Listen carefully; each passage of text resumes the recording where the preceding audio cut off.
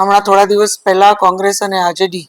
દ્વારા આયોજિત બિહાર ખાતે એક સંયુક્ત જાહેર સભામાં માનનીય પ્રધાનમંત્રી શ્રી નરેન્દ્રભાઈ મોદી સાહેબના દિવંગત માતૃશ્રી માટે ખૂબ જ અપમાનજનક શબ્દોનો ઉપયોગ કરવામાં આવ્યો, અભદ્ર ભાષાનો ઉપયોગ કરવામાં આવ્યો અને આપણે કોઈ દિવસ કોઈ જાહેર સભા કે રાજકીય કોઈ રેલીમાં ના સાંભળ્યા હોય એ પ્રકારે માનનીય વડાપ્રધાન શ્રી નરેન્દ્રભાઈના માતૃશ્રી દિવંગત માતૃશ્રી માટે ગાળોનો ઉપયોગ કરવામાં આવ્યો, જે ખૂબ જ દુઃખદ છે, ખૂબ જ શરમજનક છે, ખૂબ જ દુર્ભાગ્યપૂર્ણ છે. ભારત દેશના ઇતિહાસમાં આપણે આવી રીતે કોઈ જાહેર સભામાંથી કોઈ દિવંગત માતા માટે આ પ્રકારે ગાળોનો ઉપયોગ થાય અને એ પણ એક એવા વ્યક્તિ માટે જેને જીવનમાં રાજનીતિ સાથે કંઈ લેવા દેવા નહોતો, એક ગરીબ પરિવારમાંથી આવી અને એમને એમના પુત્રનો ઉછેર કરી, એમના પુત્રને એટલે કે આપણા માનનીય વડાપ્રધાનને આ દેશની સેવા માટે સમર્પિત કરી દીધા.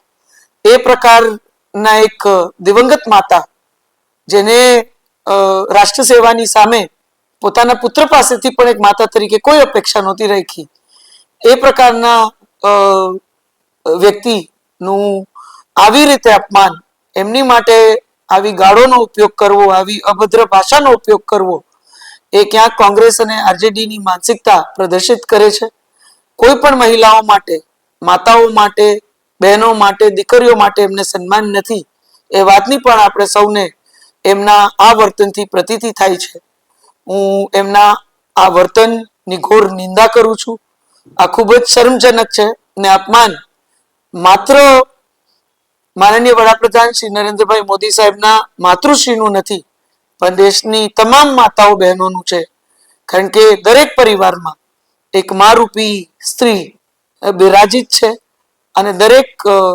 પરિવારના પાયામાં જો કોઈ હોય તો એક માતા, એક દીકરી, એક બહેન, કોઈને કોઈ સ્વરૂપે એક સ્ત્રી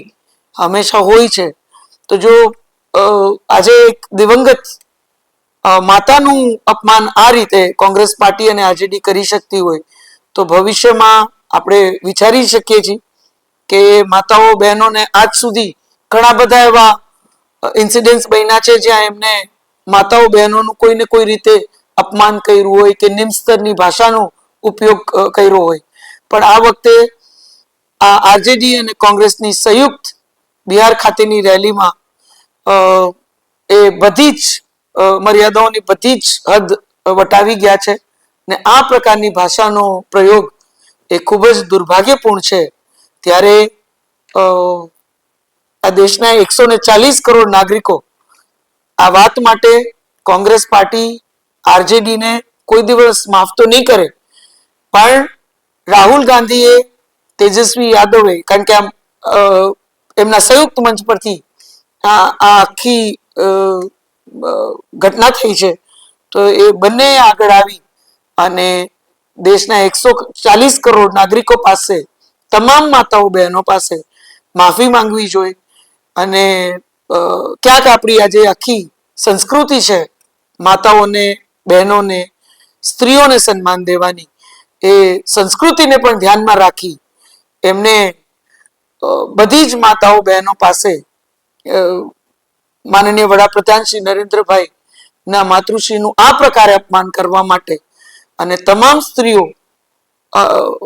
તમામ માતાઓ પાસે એમને માફી માંગવી જોઈએ. કારણ કે આપણા દેશમાં કોઈ માતા, કોઈ સ્ત્રી આ પ્રકારે અપમાન, જાહેરમાં આ પ્રકારના શબ્દો એ કોઈ દિવસ સહન નહીં કરે. આ ખૂબ જ દુઃખદ છે અને આ દેશના બહેનો કોઈ દિવસ એક માતાનું અને એક સ્ત્રીનું અપમાન આટલી હદે, આટલી નિમ્ન સ્તરના રાજકારણ માટે પણ કોઈ દિવસ કોંગ્રેસ અને આરજેડીને માફ નહીં કરે. એ લોકોએ આગળ આવી, રાહુલ ગાંધી હોય કે તેજસ્વી યાદવ હોય, એને આગળ આવી અને ચોક્કસ આ દેશના તમામ માતાઓ બહેનો પાસે माफी मांगवी चाहिए।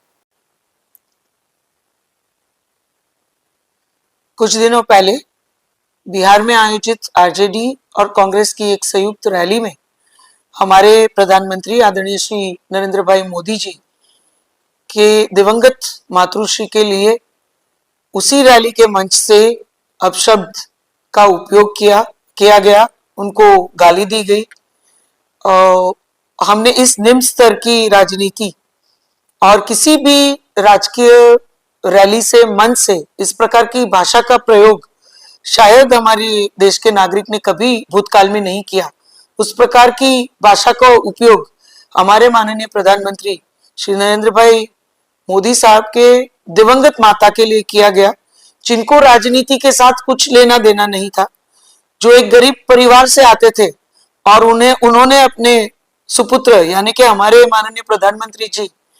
का उछेर करके, उनको बड़ा करके, उन्हीं को इस देश की सेवा के लिए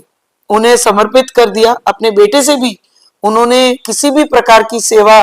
की एक मां होने के नाते आशा नहीं रखी, पर मां भारती की सेवा के लिए उन्हें समर्पित किया। उन्हें अपने घर से बहुत ही युवा वय में उन्हें देश की सेवा के लिए समर्पित कर दिया।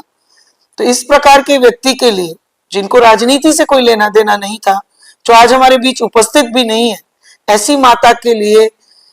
ऐसे शब्दों का प्रयोग बहुत ही दुर्भाग्यपूर्ण है, बहुत दुखद है। मैं इस बात की घोर निंदा करती हूँ और मैं ये मानती हूँ कि ये केवल माननीय प्रधानमंत्री श्री की माता का अपमान नहीं है, पर इस देश की सभी माताओं, सभी स्त्रियों का अपमान है। और इस देश की माताएं, इस प्रकार के शब्द का उपयोग एक माता के लिए जो किया गया है, वो भी एक दिवंगत माता के लिए किया गया है, इसके लिए कभी भी कांग्रेस पार्टी और आरजेडी को माफ नहीं करेगी। इस देश के 140 करोड़ नागरिक, हमारी जो सांस्कृतिक धरोहर है कि हम माता को पूजते हैं, माता के आशीर्वाद लेते हैं, ये बात कभी नहीं सहेगी कि इस प्रकार से एक माता के लिए ऐसे अपशब्द एक आरजेडी और कांग्रेस के मंच पे से किए गए, उनको गालियां दी गई। तो मैं इस बात की घोर निंदा करती हूँ और मैं मानती हूँ कि कांग्रेस पार्टी और आरजेडी ने आगे आके, राहुल गांधी और तेजस्वी यादव जी ने आगे आके इस देश की सभी माताओं से माफी मांगनी चाहिए, क्योंकि इस प्रकार की भाषा का प्रयोग